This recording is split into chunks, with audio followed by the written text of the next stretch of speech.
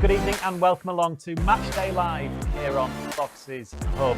Leicester City are still top of the Championship and they know that a victory tonight away at Plymouth will extend that lead at the top ahead of Ipswich and Leeds United, of course. Matty Fright and Jerry Taggart are in the studio alongside me, Dan Bates. We'll speak to those two in just a moment, but before we do that, we've got to get all of tonight's team news for this 8 o'clock kickoff. We are now an hour away from kickoff, which means we can tell you that Enzo Maresca has made 3 changes to the side that lost in midweek at Millwall. In come Justin, Fatawu and Daka up top. Yunus and Vardy, as well as Callum Doyle, are those that drop to the bench. There's also a spot on the bench as well for Tom Cannon. We'll hear a little bit about Enzo speaking about the striker later on. This is Leicester City's 11. Then it's Hermanson in goal, Justin, Fass, Vestergaard and Ricardo. Winks, Dewsbury Hall and Ndidi in midfield, with Mavididi and Fatawu supporting Patson Daka. On the bench, Stolarczyk, Cody, Doyle, Vardy, Chowdhury, Pratt, Cannon, Yunus and Ben Nelson. The home side Plymouth have only scored 1 goal at home in their last 6 games at Home Park, and that was in the 1-1 draw in midweek against QPR.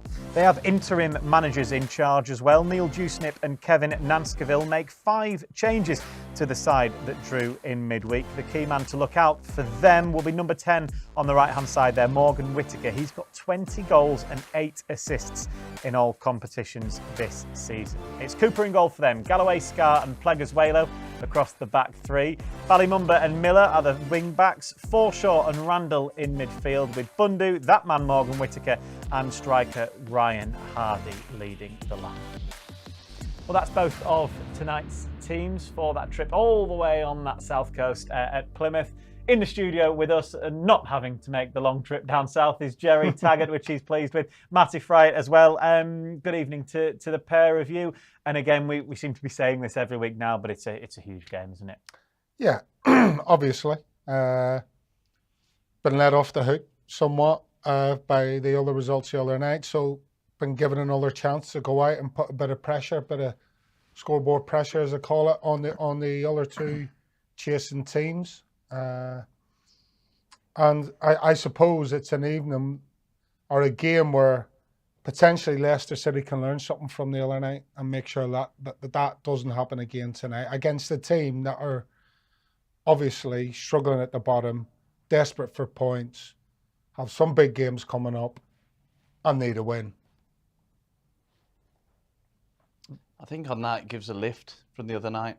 As much as you don't get the result, it's disappointing in terms of that respect, and every defeat at the minute intensifies, everything's heightened. But when you see that the other teams can't capitalise on that, and then you've got an opportunity against a team which they've been free-falling since Christmas time. They've really been struggling, so it's a great chance to put even more pressure on.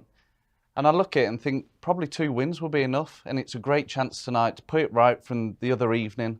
Wasn't quite there, didn't quite happen, but great opportunity and under the lights. And in a game, you probably pick Plymouth. I know they're fighting near the bottom, but they've really been struggling. Obviously had a change of manager, interim managers in, and it still hasn't quite worked. So ideal opportunity to go and really kick on and sort of put the pressure on the other 2 at the top. Yeah, throughout the season, they did lose their manager to Stoke, Schumacher, of course. Then in came Ian Foster. That didn't work out, so they've got the interims in at the moment. 4 points, so from their last 2 games, they'll be pleased with that. They're only 2 points above the drop zone. We'll concentrate and speak a little bit about Plymouth later on during Matchday Live. Before we do that, though, we are going to look back at what happened the other evening. How close did Leicester come a couple of times at the very end into at least getting a point down at the Den? We'll look at things more positive. That's some fantastic strikes this season. Abdul Fatawu is one of 10 strikes we've shortlisted for the goal of the season. And we'll hear, of course, from manager Enzo Maresca speaking ahead of this game. Jerry, we've spoken an awful lot this season about momentum, haven't we? And that was curtailed slightly. You felt like they got a bit of they got a bit of wind in their sails, haven't they? with those victories over Norwich and then Birmingham, and that suddenly then dissipated the other night. It's about regaining that again. Yeah, absolutely. I mean, you talk about the two home results before that. They looked assured, they looked in control, confident, all the things you expect to see from Enzo Maresca's team. And then the other night, for whatever reason, that didn't happen. They didn't look assured, they didn't look confident. In certain times in the game, you know, the basics that you expect from a professional footballer were not being carried out. And obviously they were up against a team who, you know, I've just reiterated or gone over a few, you know, things that you need at the bottom of the table to try and get yourself out. Millwall brought that to the table, and unfortunately Leicester just couldn't hold out against it. And that was basically all down to doing the basics well, and that's what Millwall did. So tonight is a night about getting your house in order first and foremost, i.e. the basics of the game, and then letting the ability, the style of play and everything else take care of itself, because you know, Leicester technically are the better team on paper, but you know, you can put whatever you want on a bit of paper. It's different when you go out onto a pitch. I think on that point, I think Tuesday Leicester tried something a little bit different in terms of maybe formation, switched over, lacked that natural movement that we've seen across the course of the season. That wasn't quite there. The intensity of the play, I think there's only one move in the whole game where Leicester moved it in one touch and Ricardo burst forward. And then you've got to give Millwall credit. Made it compact, difficult, couldn't find the spaces in between, and they had a bit more fight that evening, you could put it that way. So they deserve a lot of credit from their side, nullifying Leicester's threats. But when you compare two teams tonight, yes, Plymouth will be up for it as well because they're fighting for their lives. But at the same time, it's a massive opportunity on that.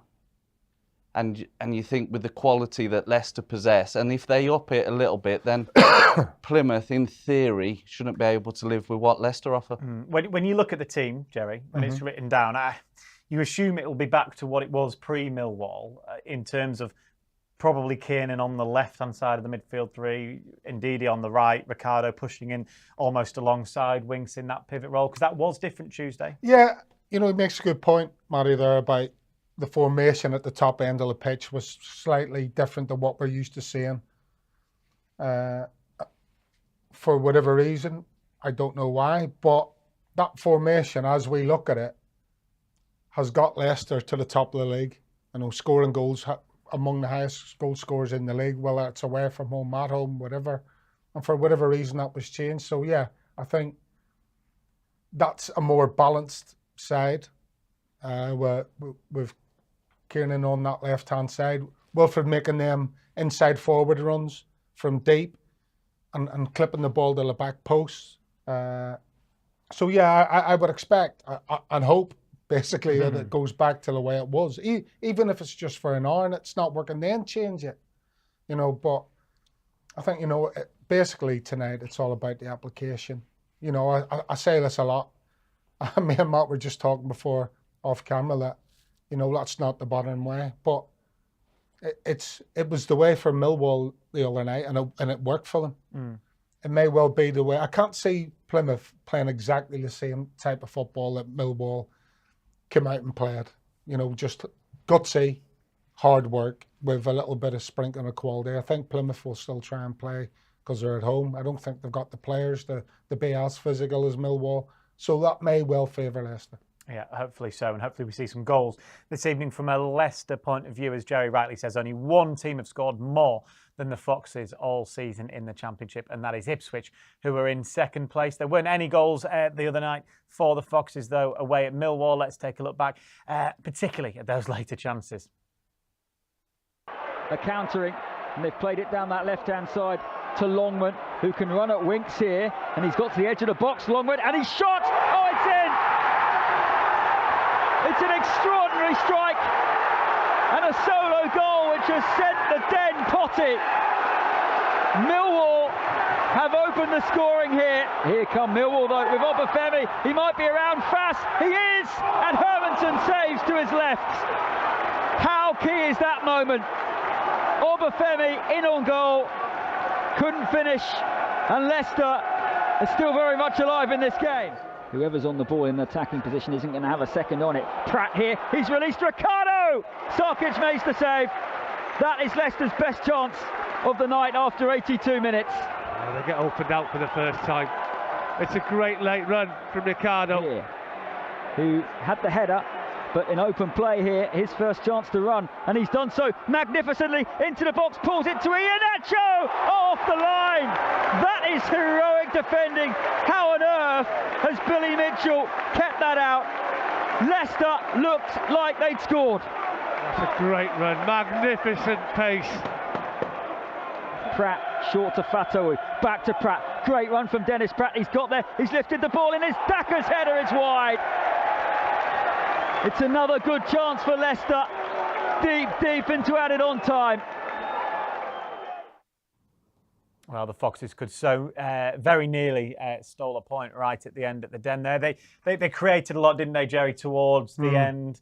Maybe that was a little sign of frustration from the supporters. They said, why didn't that come a little bit earlier, that late surge? Ricardo's goal goes in. They probably end up winning the game, don't they? And they were so unlucky with the Kelechi header particularly. Yeah, I think, you talk about the fixture pile-up in this month alone. It's the back end of the season and the games are just stacking up and stacking up. So you've got to be fair to Enzo and the minutes that the players get on the pitch. But obviously there is a point in saying, well, he could have done that on 60 minutes, he could have done it on 65, he could have done it on 55 and get Fatawu on, who obviously gave the team a spark when he came on. In fairness, Kelechi looked lively as well in those down moments. Had good chance with header, great defending from Millwall to get it off the line. So no real fault of Kelechi, really. It's just great defending, and because they're clinging on to a 1-0 win. Yeah. I think if this is 1-0 the other way, or even at 0-0, the defender hasn't got the presence of mind, because they need this 1-0 win more than anything in the whole wide world. Then he probably doesn't react as quickly and as well as he does. But that's football. So yeah, there is a train of thought. But there's a lot of work that goes on behind the scenes to make sure that players get the rest that they need, and other players get the moments that they need on the pitch. Yeah, on that, I think when you see on them clips, Fatawu, when he came on, he was a real danger. And different units as a combiner, he's looking for someone to link with. There wasn't that. Obviously, there wasn't the runs in behind to start with for the first 50, 60 odd minutes of the game. So you need that in behind. Now, Fatawu brings that. He doesn't need runners in behind. And defenders are scared of the pace. He just breezed past, I think it was McNamara, then another one, and creates something from nothing. But he has that pace. Now he comes back in tonight, and that's that spark, a little bit of difference. Nothing against Yunus. He's more of a linker. Yeah. As pace scares defenders, doesn't it? Or you naturally drop off because you don't want to give that space, and then that creates openings for other people, and they find the gaps in between. That wasn't quite there until Leicester pushing for a late equaliser. Yeah, I think, we used to see in Yunus do a lot of good work in the middle of the pitch, aren't we? Yeah. When we're helping, the Birmingham game in the Cup springs to mind, where he was doing a lot of good work in the middle of the pitch. Leicester are a little bit short. Casey McAteer, he's been out injured. He'd have been one of those players that could have potentially have come in. He probably would have definitely seen minutes, wouldn't he? Certainly, maybe from the start. Absolutely, on that right-hand side, rather than Yunus coming in and trying to do a job. But then I suppose you go back to the game at the weekend where Yunus supplies that bit of top quality for the goal for Steffi. But obviously, Fatawu, someone who, I really like, with 10, 15 minutes to go, was give us that spark. And Leicester, as you say, were unlucky not to get back on level terms. Yeah, and because he looked so bright, he probably will actually go into the game, him personally, tonight, thinking, well, he could easily have had an assist there, if not two. So hopefully with a few more, minutes of rest under his belt, his legs might be a little fresher heading into the game tonight. Yeah, and it's just that spark, isn't it? That sheer pace. As much as Yunus is on there, he's the linker. Fatawu that pace, it's frightening. And then it also played into his favour, perhaps, because Millwall were a little bit tired. And then he stretched his legs, and you can't keep up with him. And then on another night, could have had a few assists, but he'll be full of confidence. He'll always in the game, there'll be a threat at some point. And that pace, even if it's just making, say, for example, tonight, Plymouth will drop off, there'll be space for someone else because you can't go tight because he'll just skin you in behind. And that's different to what Yunus brings. Same as Mavididi, if the touch was right in the opening minutes, the game might have played out different, but they bring that pace, and defenders don't want to defend against pace. What both wide players do is they make things happen. Now, they don't always have the best evenings or the best games all the time, but they have a moment of magic. Invariably, they have a positive mindset, and when they're in possession of the ball, they want to try and do something positive with it. And up, like you said, the opening minute, Steffi Mavididi's through on goal, and it's just his touch that lets him down, but he's trying to do the right thing. So you have to forgive him for that, you know, because that touch at that time let him down. And exactly the same with Fatawu against Birmingham. He kept trying to play the same ball to Wilfred Ndidi, and it just didn't quite come off. But what he was actually trying to do was the right thing, and he was being positive. It just didn't quite come off. The goal, it's fair to say, Jerry, you said it was avoidable. Yeah. It's a fantastic strike. You take nothing away from that, but from a Leicester point of view, particularly defensively. Well, it's just, for me, Wout Faes is jogging, and look where he actually hits it. Wout Faes is about 3-4 yards away from when he hits it. If Wout Faes is breaking his, you know, busting a gut to get back, and bear in mind, he's the one that gives the ball away. So you like to think, I know, I'd say, you know, as Matt Fryer said to me, that's not the modern way. But when I was playing, if you give the ball away, you were the first one to try and win it back. And that is a basic sort of requisite that you're taught as a young pro. You know, when you're playing in a team that like to play football. It's not just though defensive players. Even if you're a forward player, no, absolutely, you react to your mistake. If you have a loose touch or you give it away, can you put pressure on the ball? Absolutely, you're absolutely spot on. And for me, if you actually look at Wout Faes when he actually gives the ball away, he gets up and he sprints back 10 yards and then he starts jogging. Why doesn't he just sprint back the whole 40, 50 yards and get into a good position and try and affect the game? And he doesn't. And you can't really blame Harry Winks because Harry Winks is not a full-back. He's tried to do what he can. His body shape's all wrong. You know, we could pick holes up. And then obviously Millwall produce an unbelievable strike into the top end. So, you know, there's a long way to go between when Faes gives the ball away until it reaches the top corner. Yeah? So it's a moment of brilliance from Millwall. But as a defending team, as a team that has given the ball away, as a player who has given the ball away, there's more that you can do individually as an individual to try and affect that from not going in the top corner. That's what I'm saying. Right. Speaking of moments of brilliance, let's go to more positive matters, shall we? 10 moments of brilliance, in fact, from a Leicester City point of view. Here's the shortlist for this season's goal of the season.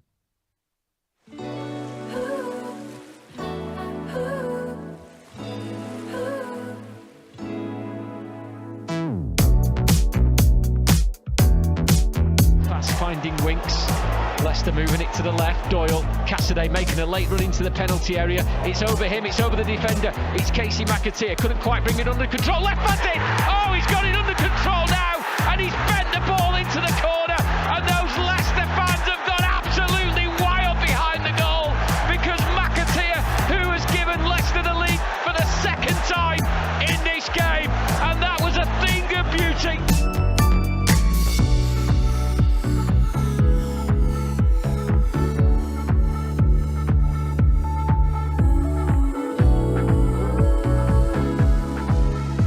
Ndidi squaring it to Vardy, controls left-footed, acute angle, brilliant goal! Oh, it's Vardy at his best! And it's Leicester at their best, playing it the Enzo way. It was a switch of play from Mavididi out to Fatawu, down the line, and Ndidi making their diagonal run. Brilliant. Iheanacho completed the scoring against Swansea City last weekend. Here's Mavididi, winks on the edge of the penalty area, he's going to have a goal! And it is a cracking goal! What a way to open your account for Leicester City!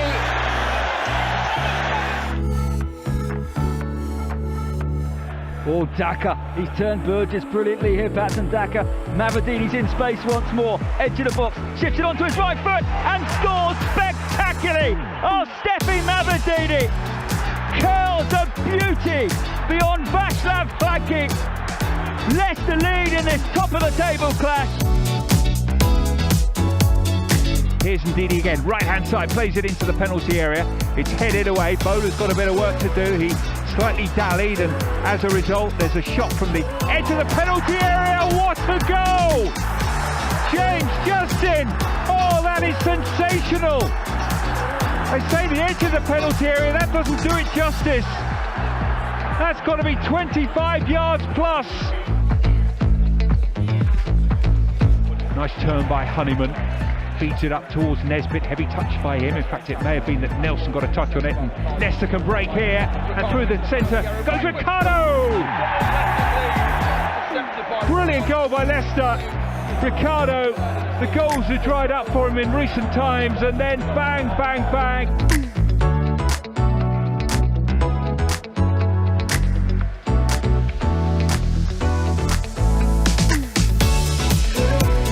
Chance for Leicester. Dewsbury Hall's been played in behind. He's one-on-one with Rushworth, and he goes for goal, finds the goal, and how about that? 2 minutes on the clock, and Leicester City are in front. Dewsbury Hall on his return to the side, and back with a bang. Edmonton into midfield, dangerous ball, brave ball. Dewsbury Hall did well. Winks splits Watford in half. Ricardo drives forward. It's 5-on-4. It's Fatawu into the penalty area. Back to Ricardo, who sweeps home. That is one of the goals of the season. An exceptional, brilliant, majestic team move. They've scored the second in front of the travelling supporters. Right old scenes going on, wasn't there, at times? But Straight past to Lartic, brilliant from Ricardo, got beyond Christie and turns a really perilous moment into a promising attack. And here it goes, Fatawu running at Kirkhead. Lovely pass into Iheanacho. Kelechi Iheanacho wide right in the box, back onto his left foot. Pauses, rolls it back to Fatawu. Fatawu will shoot brilliantly. What a goal into the top corner. It's absolutely exceptional. Another glorious moment from Abdul Fatawu. Fatawu, I'll tell you what, this feels like the last 5 minutes, not the 62nd minute at the moment. It is proper game. Proper game. It is fizzing along, and the next goal obviously is absolutely crucial. And here's Mavididi. He can run at gusto here. He approaches the edge of the box, Steffi Mavididi. Couple of step overs. What a shot! What a goal! It's absolutely fantastic! And from 2-0 down, Leicester are level.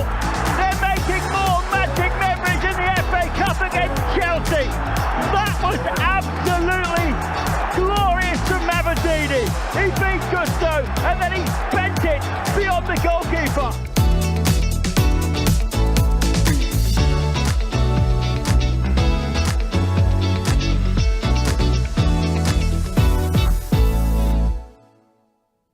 There we go, 10 fantastic strikes to choose from for different reasons, actually. Some brilliantly individual goals, some fantastic team moves. You can have your own say on the website on lcfc.com and Fox's Hub. The goals will be up there. You can watch them through again at your leisure and vote for your favourite. Voting closes midnight on the 15th. It's a difficult one. We were saying basically every single goal that came on, we said, oh no, it could be this one, it could be this one.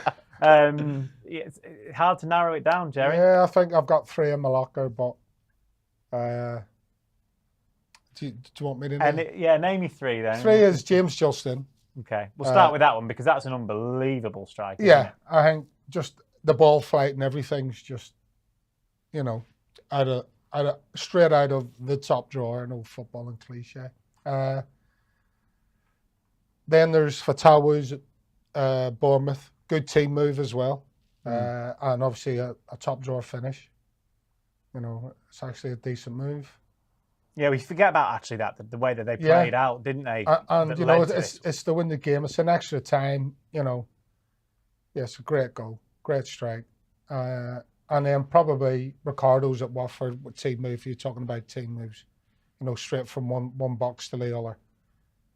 But I know who just edges it for me. If you're talking about it aesthetically pleasing on the eye, then there's one goal that stands out, and that's James Justin. We can look at that one in a moment. Let's go to the Watford one next. Yeah. Matty, that's your favourite, isn't it? I think. No. Oh, okay. You've changed your mind. I've then changed my mind from the clips. Yeah, I thought initially with the team move, the combinations in midfield, the break forward, and then the composure and the slide. Brilliant team goal. So initially, before they come on, I thought Ricardo v Watford was, and then Fatou's one. I didn't realise there was the move up until it. Worked it out, the little slide pass, and then you've got a really good finish from the edge of the box. And then, as Jerry said, you've got the strikes, you've got James Justin's, Harry Winks', just pure strikes alone. But looking at it, you've got the teamwork with Fatou's, and then you've got the finish on top of it. And then also, you've got other ones as well, like Steffi's one against Chelsea, where he's done the double step over and then finish. bent one in the That's a really side net. That's a really good finish. That, you know, it's properly in the side of the net. The keeper can't get there. But you're going to go with Justin. I just think the way he's manufactured that shot is like. It looks like he's going miles over. Doesn't it? That's like. There we go. That's a Cristiano Ronaldo type technique you pull off. I mean, that's just the dip on it. It's just ridiculous. Unreal. It really is. I mean, you've world-class players struggle to do that, and he's pulled it off. I'm not saying James Justin's a very good player, by the way, but I'm talking that's something reserved for only your Messis, your Ronaldos, and one or two others, and he's made that look ridiculously easy. That angle's the best one, Matty. It's so good. It's sort of gone through the valve. It's sort of moved in the air. It's a couple of feet above the crossbar and dips down. It's just unbelievable technique. And, you know, we haven't even mentioned Harry Winks' winner at QPR. Do you know what I mean? Add in the context of that. Yeah, exactly. Sometimes the context, you know, injury time and under pressure. Look how many QPR players around him, and he pulls that out again, straight out of the top drawer. Bang. Look at those scenes in the away end as well. But you've got to pick one, don't you? You can't go, oh, well, it's eeny, meeny, miny, mo. You've got to pick one out that you think. I mean, it's a great finish. Again, there is just some really good finishes. You can easily change your mind. I don't envy those of you at home, the supporters, having to really narrow it down and pick your favourite. What you do realise is that at the heart of most of those goals is MATCHDAY, Fatawu, Dewsbury Hall, Ricardo. You know, and I've said this all season, if the two white players are in form, Leicester invariably win the game. And hopefully we see that this evening down on the south coast. What better, or who better to send down there than Matt Elliott? Matt, how's your Friday been travelling? I believe we can cross over to you now at Home Park. And obviously you couldn't see the goals in front of you, but from memory, have you got a favourite goal scored this season? Evening, chaps. You caught me on the hop a little bit there. I think...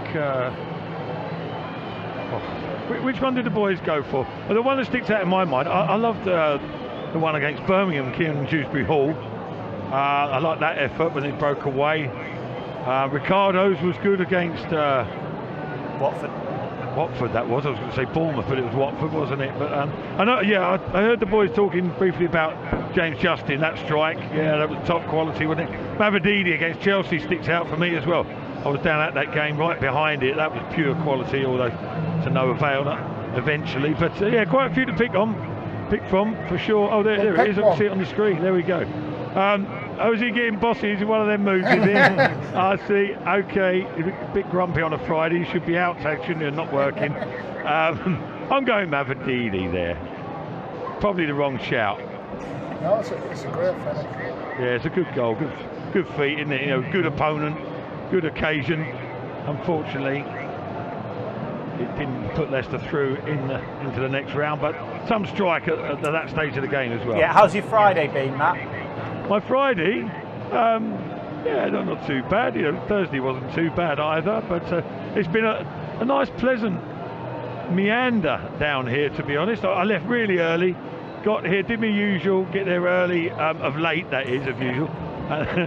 I finally, the penny has dropped. I need to get here early and have a nice little snooze in the car park for an hour and a half. That was lovely, knowing that everyone around me is rushing and panicking. And yeah, managed to get past the, I'm not sure I'm saying the right word here, but the Gestapo at the gate. It was getting through to security, and the press area was pretty difficult. I got escorted through and eventually got my accreditation. And then I dug out what I've been yearning all day, a Cornish pasty. I know we're in Devon, but a Cornish pasty was in my mind. And I got a food voucher and had a beautiful pasty as well, which is so far so good. The two pasties was that? No, just the one pasty. Did you buy the pasty? No, I got a voucher. For it, even better. They supplied the pasty with a voucher, did they? Yeah, you'd have been happy, Tags. You didn't have to pay. Don't worry. Well, mate. I'm actually meant to ask you that question, but so you've that's one question. Oh, sorry, son. I jumped the gun a bit. Sorry. Next question for you, Matt. And my one and only question is about tonight's game in regards to Plymouth. How you think they'll set up? Do you think they'll have watched the video? Obviously, they'll have watched the video, but you think after watching that video, they'll try and go up against Leicester with a pretty old school kind of formation stroke mentality on approaching the game, or do you think they'll try and approach it how they have done all season, trying to play the way through? Well, it has that feel about it, Tags, down here. I don't know if you can hear the background music. It's not particularly raucous, but there's a sort of energy about them. You can see they're looking forward to this game, whether it's because Leicester come to town or I think it's a mixture of things. Plymouth need the points pretty much for different reasons as much as Leicester. It's quite a big occasion in itself, and I think that they'll fancy their chances, to get into Leicester, shall we say, unless Leicester sort of up their game. And yeah, I think without a doubt, I think they played a back three, haven't they, of late, and got sort of relative joy. I think they've had a win and a draw after a couple of, or a little run of defeats, and throughout their last 10, 12 games, most of the games only one goal in it either way. So they're pretty tight. They're a capable side, but just lacking that little bit. But tonight, it seems pretty pumped up round here, and I think that will transfer itself to the players. Leicester need to be ready for what's coming ahead. But I think, in the back of your question, Tags, if they're playing with that back three, they'll try and be solid in the middle of the park, probably have numbers as well, and make Leicester go round the outsides as they tend to do, but so they don't get cut open. But make sure that they have that capability. When they do go forward, they're going to attack with venom. I feel that there's going to be situations for Leicester to deal with tonight that they didn't deal with properly against Millwall. But hopefully Leicester will be more aware, not aware of the situation, they should be aware anyway, but more prepared possibly, and know what's ahead. And they've got to be ready for a fight, for a battle here, first and foremost, Leicester, because I think without doubt Plymouth are going to provide that. Perfect. Thank you very much, Matt. We'll hear from you again just before kick-off. As ever, games are available with us on Foxes Hub, whether that's to watch or to listen. All you need to do is head on to lcfc.com/Foxes Hub. That's where you'll get all of the details of what is or isn't available to you, whether that is, as I've said, to watch or to listen. If you are here in the UK, of course, there is a Listen Live monthly pass which is available. Certain territories can watch the game as well with a Game Pass, which is available for just £10 as well. Right, let's go from Matt Elliott then to Enzo Maresca. The Leicester City manager was asked about Tom Cannon as well as previewing tonight's opponents, Plymouth. Tom is fine. With Tom, I feel a little bit in the same way I felt with the Pat at the beginning of the season, in terms of I feel it's a shame, I feel sad, because he trained fantastic every day. and I'm sure that in any other club, it's a kind of striker that can score many goals. But because we have so many strikers, as I said many times, even Kele sometimes was out of the squad. So I need to take decision, but for sure Tom is fantastic professional, fantastic player that unfortunately sometimes he stay out, but no any problem with him. You've kept just 2 clean sheets in your last 10 games. Is that a concern for you? We are the second best defenders, and we have been the first for most part of the season. And we are the second best attack, and we have been first for most part of the season. So we are not concerned. Also because we create many chances, and the other day I think we concede the goal, and we concede the 1v1 second half with the Mats, and then we didn't concede any more chances, clear chances. And we create 6-7 clear chances. Steffi Mavididi after 5 minutes, Kele, Pat, Ricky, Abdul, Yunus. But it's football. They score, you don't score. But we are not worried about the goal we concede or the chance we misses. We are happy with the reality, with the situation that is now. When you're dealing with that as a manager with a player, how do you go about that? Do you have to vary that up with different players? Do you need to tell everybody something different to others? How do you help them with that? No, in this moment, I said after Millwall, I said after Norwich, especially in the last month, 2 months. In this moment, there is no time to think about what's happened in the last game. You have to be already focused in the next one. So even after Millwall or after Bristol or after Norwich, Birmingham, the message was always clear. Guys, now there is no time to think about the game we won today against Birmingham. Focus in the next one. After Millwall, the message was exactly the same. Tomorrow is the start of the final 5 games of the season. What is your objective in those games? Just, I watched some games this weekend. And to be honest, you can see that in the last 8, 10, 12 games, all the clubs, all the teams, they are a little bit tired because we are at the end of the season. I think it's a normal situation. So it's just, in this moment, it's just a matter to try to find, to win games and to finish in the best way. Plymouth next up, and so what have you made to them in your analysis? No, will be like Millwall. They play to survive, so we need to embrace that. But yeah, the good thing is that now for every club it's almost the same. Still to come here on Matchday Live. Before we hand over to the commentary team, we'll hear from Abdul Fatawu. We'll also get a recap of tonight's team news, but from an Enzo Maresca point of view there, Jerry, got a little bit of needle in some of his answers there. You can almost forgive him for that a little bit, particularly with the fixture schedule, but then he speaking about the defence and the lack of clean sheets, if you like, still says, well, we've still got a very tight defence. Do you agree with him there? Well, I suppose the stats don't lie in one respect. So you have to, because he's just reeled them off, or certain stats off, that Leicester are still top of the league. But the concern is obviously why has that form sort of dwindled towards the end of the season, or this part of the season, should I say. I think... Oh, I've just lost my train of thought there, certainly. Well, only one team really good question. In Leeds have conceded less. Right, yeah, okay. So, no, what he said in his interview was they need to embrace Plymouth tonight. So there's obviously, in one respect, he's saying, no, hold on a minute, we're this, we're that, and the other, and he's absolutely spot on. And then he said, we need to embrace Plymouth and what they bring. So that's sort of like saying that they didn't quite embrace Millwall the other night. And if they get that right, and I've been talking about it, about matching them physically, mentally, whatever you want to call it, then the talent shines through at the end. And that's what I think he's talking about tonight. Embrace what Plymouth are going to bring, deal with it, and then go and play your football and go and show them how good you are on the pitch. So there was two sides of that interview, yeah.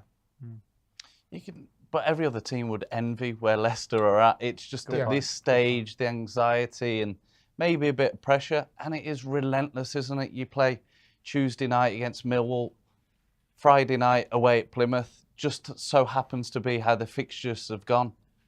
But from the other results, that gives you a lift as well.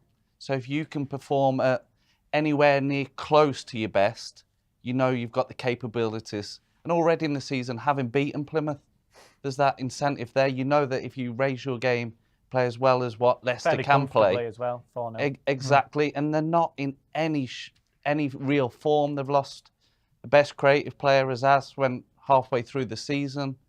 I know Whittaker's a threat. That's maybe why James Justin's come in to deal with his pace. But all in all, if Leicester go about their business and, as Jerry said, that fight, that determination, that intensity with how they shift the ball, then they should overcome a Plymouth side, regardless if they've got home advantage or not, because they've been really struggling and sort of finding their own way. Yeah. And they've got their own confidence issues, and you'd rather be... Everyone else in the league is envious of where Leicester are at. And I think if they go and really put on a showing tonight, then it could just then kick it on and get the points and the results what's needed to secure promotion. I think, you know, it's a massive game for both clubs. You know, Plymouth have got two unbelievably big games back-to-back away from home against Stoke and Millwall coming up. You know, and you know, the next two games are against those two sides. So they need something from tonight's game. And that's where Leicester have to embrace the pressure that they're under, what tonight means to Plymouth Argyle as a football club in their season and in their immediate future. And if they can do that, you can't see any problems at the other end. Well, Plymouth themselves have made 6 changes to the side that played in midweek. 5 changes, rather, to the side that drew with QPR in the week. Enzo Maresca has made 3 changes to the side that lost away at Millwall. It's Hermansen in goal, Justin, Fass, Vestergaard and Ricardo across the back 4. Winks, Dewsbury Hall and Ndidi the midfield 3, with Mavididi and Fatawu supporting Patson Daka. From a Plymouth point of view, as I just said, there are 5 changes from the side that drew with QPR. They've got Cooper in goal, Pleguezuelo, Scar and Galloway are the back 3. Mumba and Miller are the wing-backs, Forshaw and Randall in midfield, with Bundu and Whittaker supporting Ryan Hardy. Very quickly, we can hear from Leicester winger then Abdul Fatawu. He's been in conversation with tonight's commentator Guy Havard. Abdul, such a huge game tonight. What's the approach going to be? For tonight, as we are prepared for the game, we are just coming to win and for the 3 points tonight. You spoke about prepare for the game. I would imagine you haven't had a lot of preparation, have you? Having played on Tuesday night. Yeah, but all the time we are prepared for a game, and it doesn't matter how many days or the days we have. Yeah, the coach know how to go with the days, how he gets us prepared towards the game. So, yes. And the fact that you started from the bench on Tuesdays, does that help you a little bit in that you'll hopefully have a bit more in the engine tonight, even more in the engine? Yeah, because we need more energy, and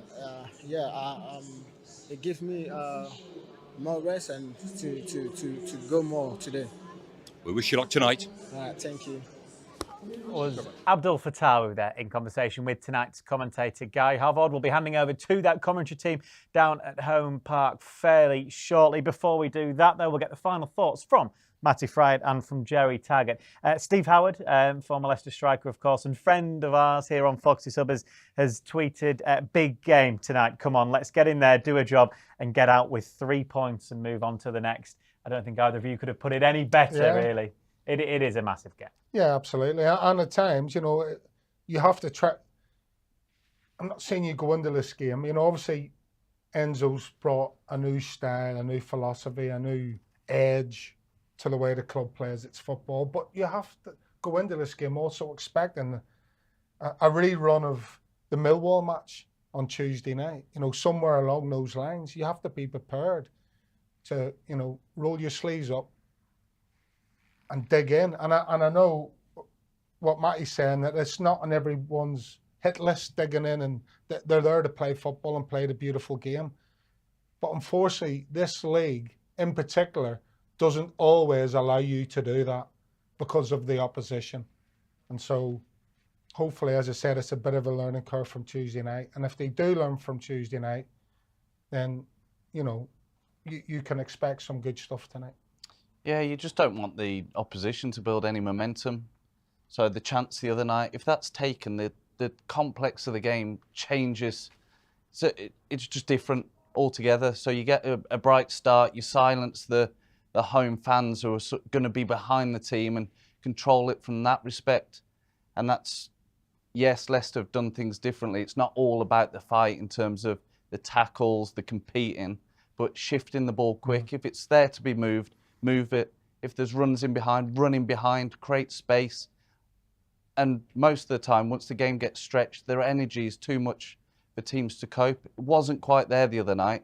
If they approach it in, how Tower was saying, the mindset of going to do it, apply it, it's just an ideal opportunity, and start from the beginning, move the ball quick, lots of energy, runs in behind, and sort of break down a Plymouth team and don't let them have anything to sort of build from, which wasn't quite there the other evening. But I'm sure it will be tonight because it's all in the hand. Like Jerry said, embrace it. Massive opportunity, and you can pull away from the other two. Yep, an ideal chance as well on Friday evening for the Foxes to put pressure on those other two. They'd go 3 clear of Ipswich and 4 clear of Leeds, having played the same amount of games this evening. If, and a big if, they can get the 3 points at Home Park this evening. Coming up next, we've got the full game available for you on Foxes. So whether that's to watch or to listen, all the details are coming up, but we will hand you now to our commentary side after a short break of Guy Havard and Matt Elliott.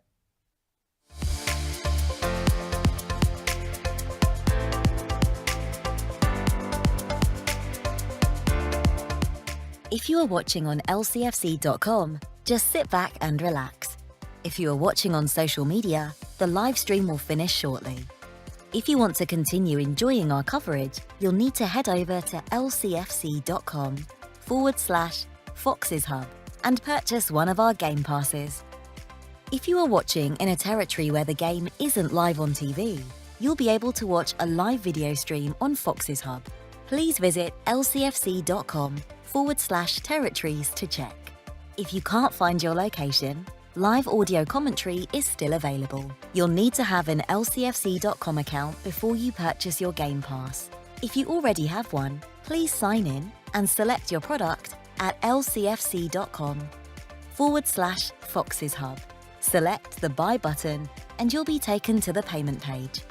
Once you've followed the simple payment steps, press Continue at the bottom of the screen and you'll be taken to the Foxes Hub homepage. If you purchased a video pass, please select Watch Live from the Foxes Hub drop-down menu. If you purchased a Listen Live pass, please select Listen Live. If you purchased a seasonal or monthly video pass and the game is not being shown in your territory, please select Listen Live. If you are having a payment or technical issue, please email Leicester TV Support at streamamg.com. Thank you, and we hope you enjoy the match.